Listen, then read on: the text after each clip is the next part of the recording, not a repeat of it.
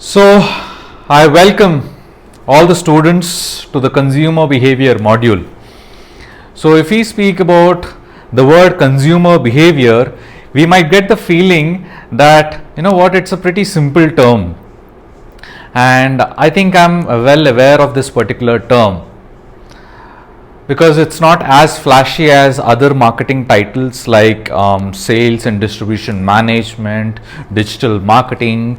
These are the terms which sound very, very heavy, but consumer behavior sounds very simple. But what you need to understand is that market doesn't treat you simply.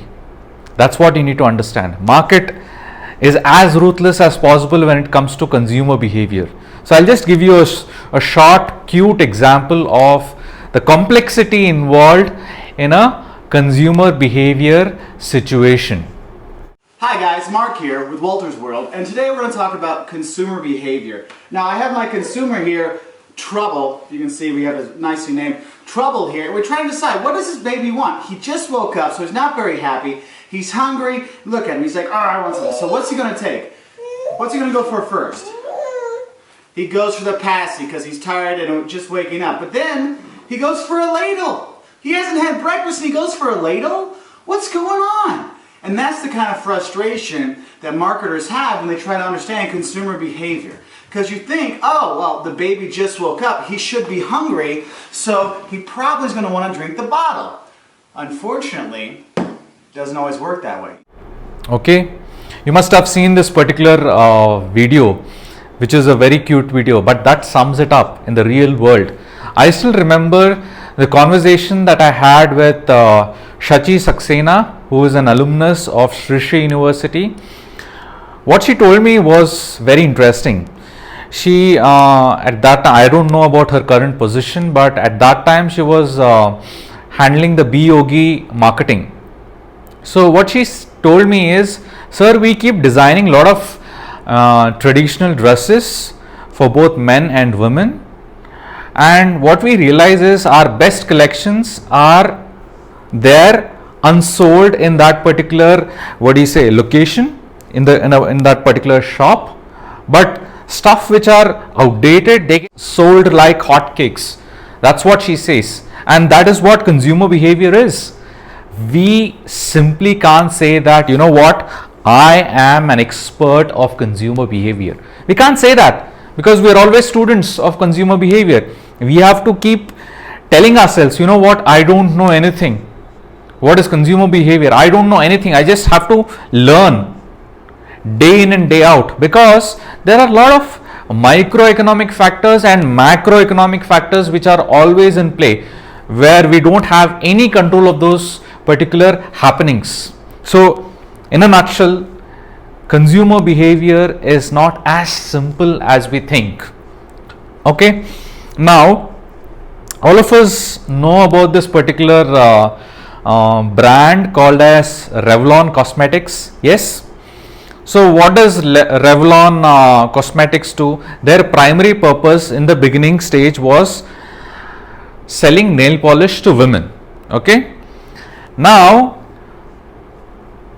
one way of approaching this particular issue is, okay, fine. Now what I need to do is conduct the STP analysis, where I have to find out the number of women in this country who are using nail polish. So let me just deploy my team, get the data. Okay, these many X number of female use nail polish. Okay, fine.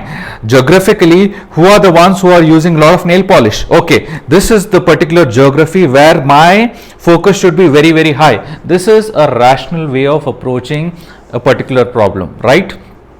Rational and pretty textbook like, that's what you can say. But you know what Revlon Cosmetics did? What they did is they have positioned that particular nail polish as a fashion accessory.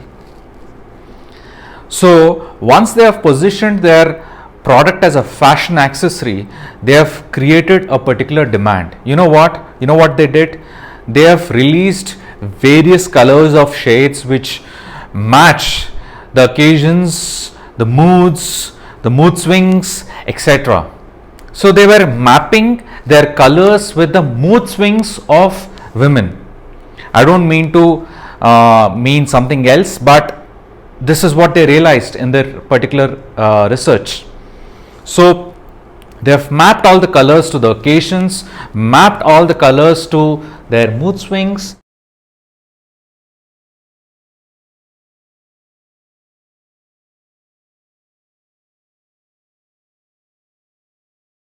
And this is how they have created demand. This is how they have enhanced their demand.